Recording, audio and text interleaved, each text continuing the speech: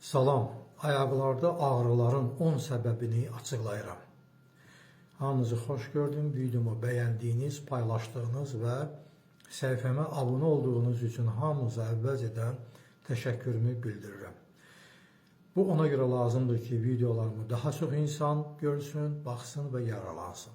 Ayaqlarda ağrıların səbəbləri. Birincisi, bədəndə çoxlu miqdarda süd turşularının toplanmasıdır. Buna laktoasidoz deyilir. Buna səbəb bizim qida rasionumuzdur.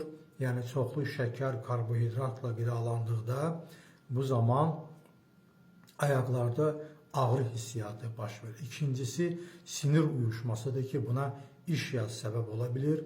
Üçüncüsü, ayaqlarda damar tıxanıqlığıdır ki, bu da fasilələrlə axsımalarla özünü göstərmiş olur. Dördüncüsü, vitamin D çatışmamazlığı. Bu xüsusilə uşaqlarda vitamin D3 çatışmamazlığı nəticəsində ayaqlarda ağrı olur. Beşincisi, diabet xəstələrində ayaqlarda ağrı olur.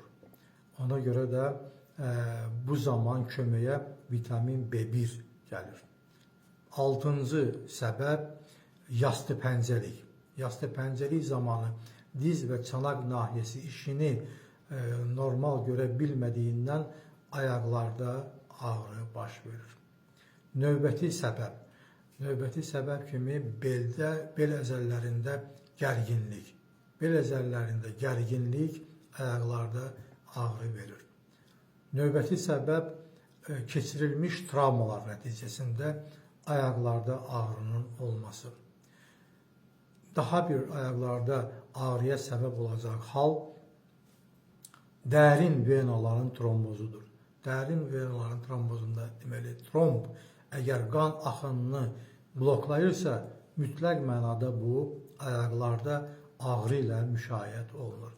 Və nəhayət, həddindən artıq məşq etmək. Həddindən artıq məşq etdikdə əzələlər bərpa olunmaq üçün vaxt amili olmadığından bu zaman ayaqlarda ağrı olur.